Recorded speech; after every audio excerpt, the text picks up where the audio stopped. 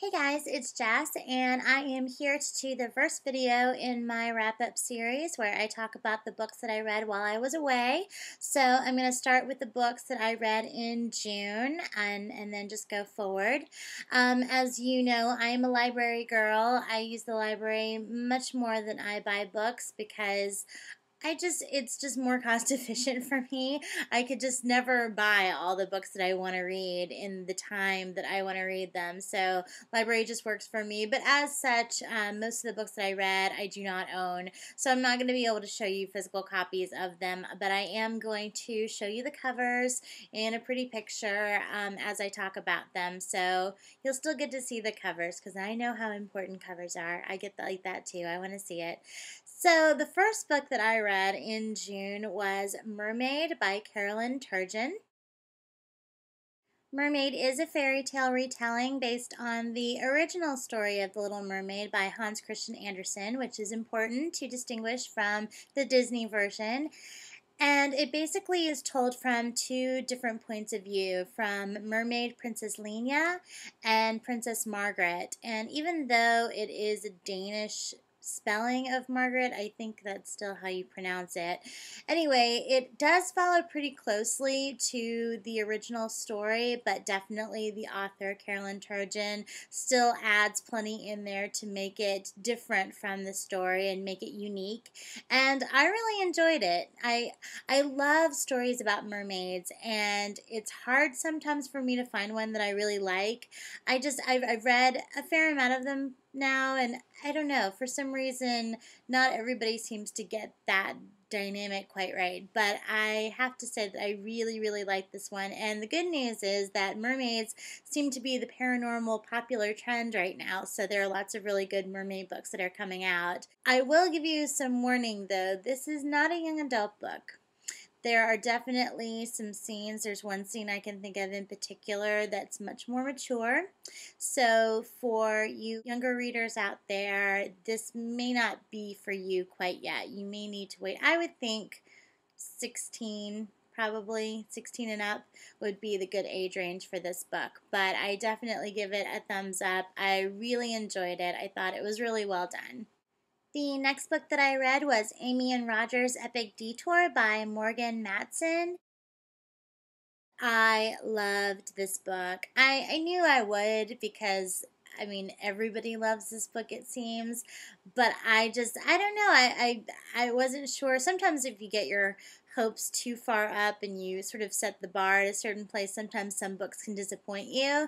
But I was very happy to say that I was not disappointed at all. It was just as cute and sweet and moving. I definitely teared up at some points, as I was hoping for. It was just such an awesome read. I loved everything that the author did with regards to adding all of the little extras, you know, sort of mapping out where they were going, and their music playlists, which end up playing sort of a important role in the story. And it added so much because you actually felt like you were on the trip with them, which is, you know, the best part of any story is when they can sort of bring you into their world. And it was, you know, like, big thumbs up all the way around. I just loved it. Next, I read The Selection by Kiera Cass. This book, this was like, well, now it is like a side thumb. It's in the middle for me. When I first started reading this book, I was just like, oh my God, are you kidding me? This is awful. But I'm one of those people, I am really sort of OCD in that way, that I can't stop once I've started a book. I'm not one of those people who can just like put it down and did not finish and just leave it alone. I really can't. All I can really do is put it down, but, you know, with a thought that I'm going to get back to it. Because once I sort of begin a story, I got to kind of know what happens. But I have to say, when I first read this book, I thought, you know, this might be the first book that I just put down and never pick up again. Because the dialogue was just silly, and I don't know. I found it to be sort of juvenile and dumb, and I mean, it sounds awful, and yet somehow, which happens to me sometimes, even if I don't love every aspect of the way a story is told, the story itself, if it's compelling enough, will sort of draw me in anyway. And I have to say that that's true with this book, that even though, like I said, there were parts of the dialogue just drove me nuts. And I mean, there are lots of parts of the way that it was told that I didn't like about this book, but the story was interesting. And I sort of found myself wondering what was going to happen next. And I don't know if I'm going to read the second book. I have to kind of think about it because I don't know. But I will say that even though I was expecting it for it to be a down, like, no, never again, it did end up being sort of a middle thumb for me. So yeah, it was one of those weird books that, in spite of myself, I liked it. Next, I read Heart's Blood by Juliette Marillier. Juliette Marillier is one of those authors that I've been told that if you love fairy retellings, then she should be like one of your go-to authors. And I know that Nahomis too, Renee, she really loves her, and I've heard that from a lot of people actually that really enjoy her, of those people who especially love fairy retellings, and as I am one of them, and I hadn't read one of her books yet, I thought, gotta do it.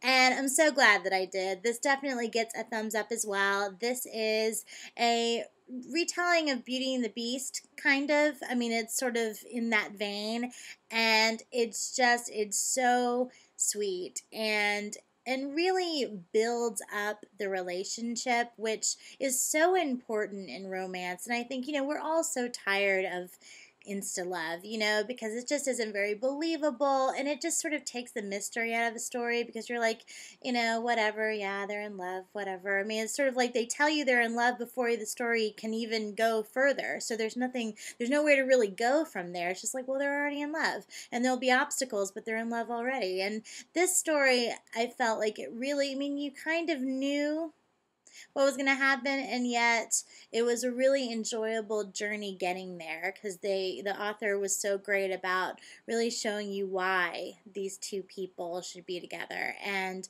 I just really, really loved it. It's totally worth reading if you love any kind of fairy tale retelling, and I just can't say enough about it. Just thumbs up, all the way up. The next book that I read was Trafficked by Kim Purcell.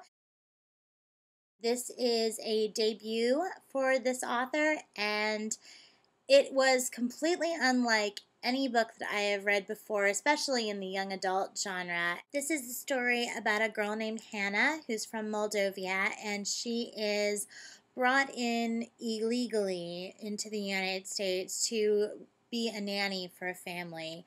And, at first she's so excited because here she is finally in the United States, a land of opportunity, something that she's wanted for so long, and she wants to be able to care for her family, and so she's really excited. And then she learns more about the family that she's working with and what they're involved in, and because she was brought in illegally, she's stuck there. She doesn't have anywhere else to go. It is chilling, because it's based on a real thing. This really does happen to people. And I know that the author did a lot of research on how human trafficking happens, and it was so well done, but it's so scary to read about, because I mean, just you can't even imagine, how awful that would be and how frightening it would be. And I thought it was so well done, so well done. It was definitely, definitely worth reading. I give it a big thumbs up. Very different, but very, very well worth it. The next book that I read in June was One Good Night by Mercedes Lackey. And you guys have heard me talk about this series before. This is the second book in the 500 Kingdoms series, and I love this series so much.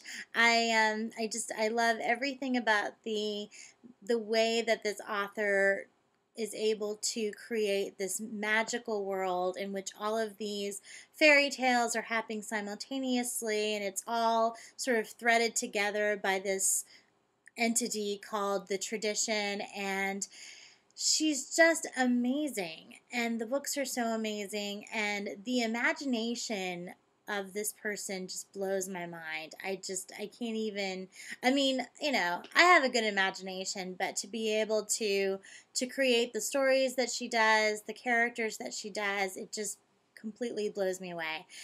So yeah, I loved it. This was a really sweet story, really different, really interesting.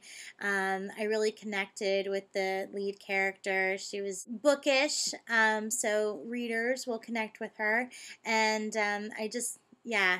I love it. I love it. I get all giddy every time I talk about the series. And then the last book that I read in the month of June was Triumph by Carolyn Jessup.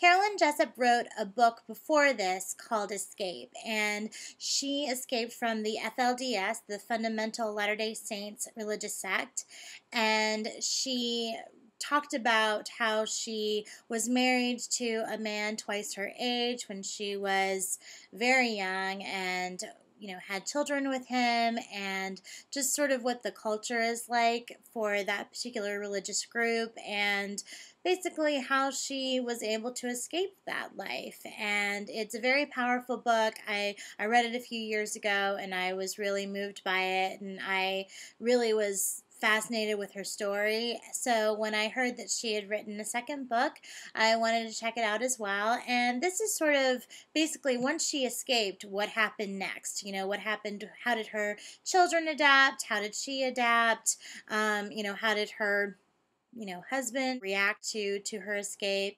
She also talks about her involvement with, there was a big news story that came out a few years ago where, the federal officials came in and sort of took over a compound, and they basically took the children who were in the compound away from their families because they felt like they were being endangered. And basically Carolyn talks about sort of her reactions to that whole thing, and how she helped, and how she was often brought in as sort of a consultant on how to deal with the kids and deal with the families and that kind of thing. So it was really interesting. It was interesting to hear how her life has changed, and how she's in a new relationship and how she's reacting to that, since she's able to fall in love naturally and not be forced to be with someone. So anyway, it was a powerful story, and I thought that the second book was done just as well, and I'm really glad that I read it, so I give it a thumbs up too. So that was my June wrap up. Stay tuned for the next video in my series where I'll talk about wrap-ups of months past. I hope you guys enjoyed this wrap-up. Please let me know if you've read any of these books. Let me know what you thought. Did you agree? Did you disagree? And I will see you in my next video. Bye!